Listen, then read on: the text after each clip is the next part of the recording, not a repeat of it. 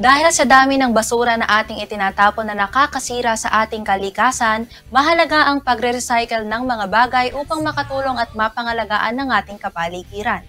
Mayroong mga materyales na mas magandang i-recycle kumpara sa ibang mga bagay. Dahil ito ay mas matagal ma-decompose at pwedeng i-recycle ng paulit-ulit. Karamihan sa mga metal ay nade-decompose sa loob ng 50 hanggang 100 years.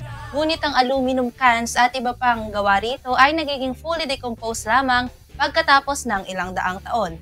Kaya ayon sa WasteWise program ng Environmental Protection Agency mula sa United States, ang aluminum ay maaaring i-recycle gamit lamang ang less than 5% ng energy na ginamit sa pagbuo ng original form nito. Ang pagre-recycle umano ng isang aluminum na kagamitan ay maaaring makatipid ng sapat na enerhiya upang makapagpatakbo ng 14-watt CFL bulb sa loob ng 20 hours, computer sa loob ng 3 hours, at TV sa loob naman ng 2 hours.